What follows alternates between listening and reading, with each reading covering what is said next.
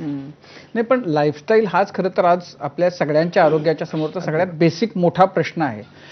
कारण तुमच्या कामाच्या वेळा तुमच्या हातात नाहीत. तुम्ही प्रवास करणं, तुम्हाला किती वेळ कुठून कुठं जायला लागेल तुमच्या हातात नाही. तर म्हणजे हे जे सगळं तुमच्या हाताबाहेरच्या गोष्टी तुमचं आयुष्य कंट्रोल करतायत एक प्रकारे.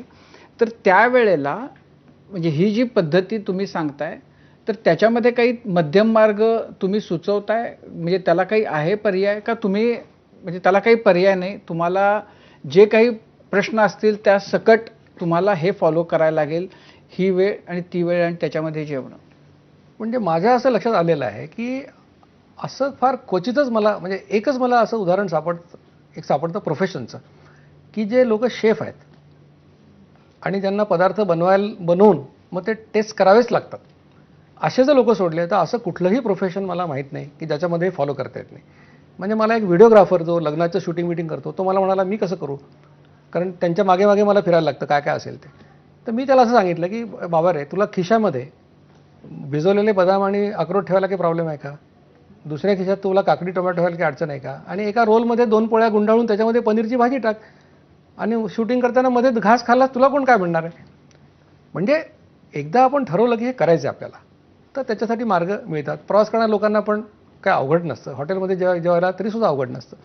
मुद्दा काय असतो की म्हणजे तुम्ही कुठल्या दिशेने विचार करता, की हे मला जमत नाही म्हटलं तर जमत नाहीचे अनेक कारणं असतात, आणि मला जमवायचं म्हटलं तर जमवायची कारणंसुद्धा असतात.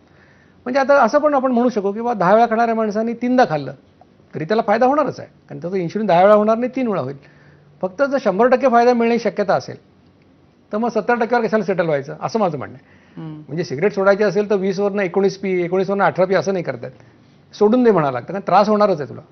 तर सुरुवातीला 8-10 दिवस थोडा त्रास होतो, गाडी जेव्हा ट्रॅक बदलते तेव्हा खडखड आवाज येतो थोडासा. पण मला नाही असं वाटत की कुठल्याही प्रोफेशन म्हणजे माझ्याकडे कोणी यावं आणि म्हणा मला जमत नाही, मी त्याला सांगतो कसं जमतं, जमवून दाखवतो. त्याची इच्छा पाहिजे फक्त. पण त्याच्यामध्ये म्हणजे जी आपल्याकडचा सगळ्यात मोठा जो प्रॉब्लेम आहे की समोर आलं की खावंसं वाटतं. बरोबर. तर ते त्याच्यावर मनातनं त्याच्यापासून लांब राहणं हाच मार्ग आहे.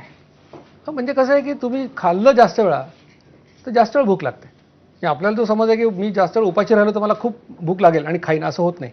तुम्ही दिवसभर राहिलात उपाशी तर दुसऱ्या दिवशी तुम्हाला कमी भूक लागते. खरं तर वारंवार खाल्ल्याने वारंवार भूक लागते आणि हा निग्रह थोडा लागतो. आणि आता जेवढे काही लोक हे फॉलो करतात त्याचा अनुभव असा आहे की 2 वेळा जेवल्यानंतर आम्हाला मध्ये कोणी काही ठेवलं ते आम्हाला खावंसं वाटत नाही. ते क्रेव्हिंगसुद्धा असतं, ते रिवॉर्ड सिस्टीम जी ब्रेनमध्ये आहे, आणि तेव्हा त्याच्या डोक्यात ती इन्शुलिनची घट्टी वाजते की हे मी चॉकलेट खाल्लं तर मला इन्शुलिन सिक्रेट होणार आहे, तेव्हा त्याचा हात मागे येतो. पण निर्धार लागतो. निर्धार असल्याशिवाय लाईफस्टाईल होऊ शकत नाही.